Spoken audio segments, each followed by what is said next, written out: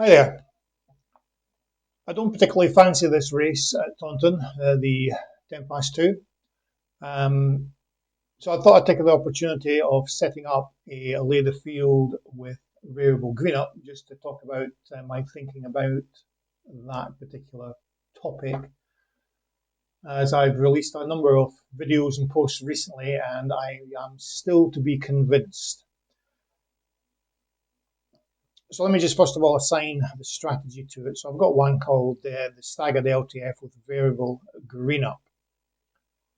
And there's also one called reversed variable green up. Now the one I've been using is this, and as I say, I'm not convinced by it, but I'll explain why as this race unfolds. First thing to point out is that the actual lay the field is actually put in by this strategy, as you'll find out as we get near to the start. However, it's limited in that it's putting in lays at these 4 points, 1.5, 1.75, 2 and 2.24, only if the SP of the actual SP of the favourite is known and greater than each price point. So you can see here the favourite is likely to go off at an SP of less than 2. So these two lays are not likely to be placed unless it rises above 2.24 in this case and 2 in this case. But we'll soon find out in a few seconds. But my reservations about using the variable green up with a lay the field strategy is this, particularly if it's a staggered lay the field strategy. Because as these prices move in running and they come down, you can imagine that you'll get a number of lays all matched. I'll just inadvertently put a bit in. Let me just get rid of that.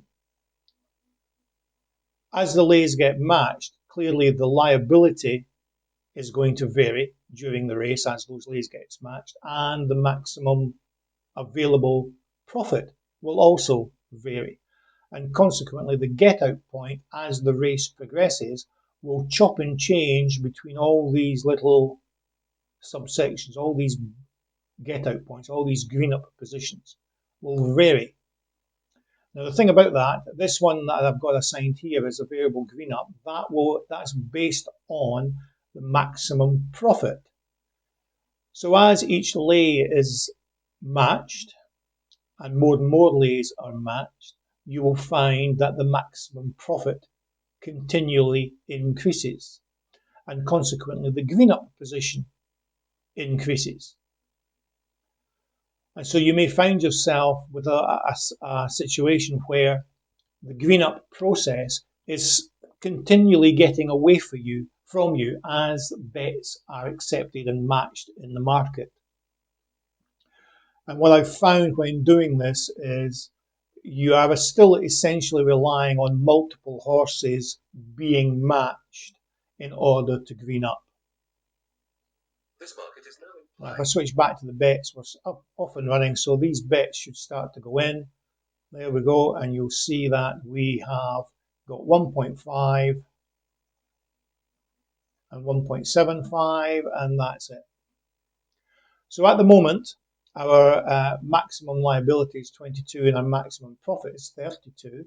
So if we switch back to the automation tab, our max liability is 32, which is up here, so it's in there. So our green up position is for £10.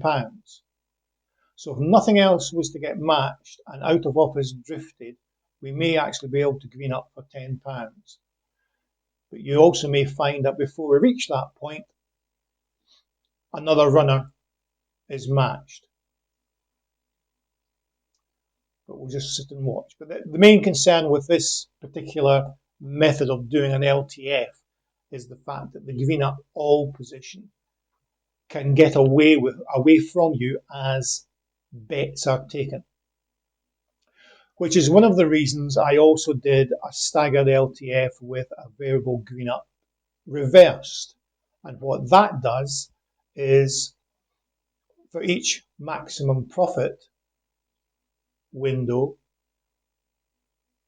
it greens up in inverse. So for example, if I scroll down to the bottom here, you'll see for anything over 200 maximum profit, looking at greening up at 55. Well, all these numbers, 55, 50, 45, they're all inverted so that we have 55 for the smaller maximum profit, 40, 45, 50, and so on as we come down. So as we increase the maximum profit, as more and more lays get matched, the green up position becomes less and less in the reversed version of this strategy.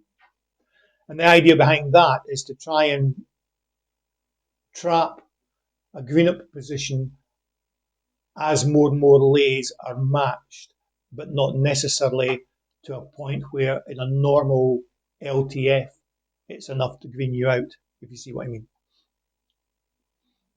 But as I say, I'm still not convinced by using this in an LTF. The LTF with variable green up is still dependent on the LTF working, generally speaking, which is why I wouldn't necessarily advise using it. But of course, you're free to play around with it. You still have to do some sort of analysis on the races, the race type, the size of the races, and so on and so forth, as discussed in the lay of the field discussion I did ages ago.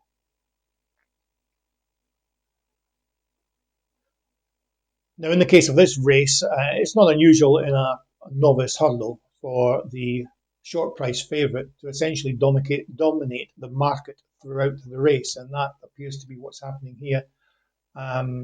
So unless we see some sudden move by one of the other runners, it doesn't look like we're going to green out in any case.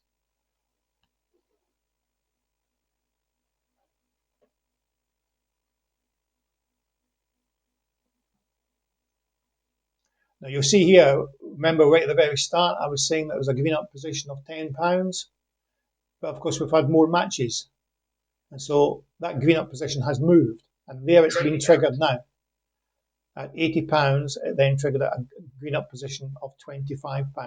So it worked nicely in this case, but predominantly because one of the other runners came in enough for out of office to drift enough to get to that position. So we weren't relying on any of the other lays being matched, and you'll see here that this one here has come in to win, so that would have been a successful LTF on its own. And I think Dancilla, if I just quickly check the graph, it came down fairly low as well. Yeah, it came down to 133. So that would have been a successful threefold lay of the field, if you like, if left on its own. But keep in mind, with all the lay of the field stuff, you really need to do your homework on each of the races. In this case, it worked. Quite often it doesn't. But have a wee play with that, doing a lay of the field if you want to, and the variable green up, but also try the reverse green up as well to see how it works. Okay, thank you.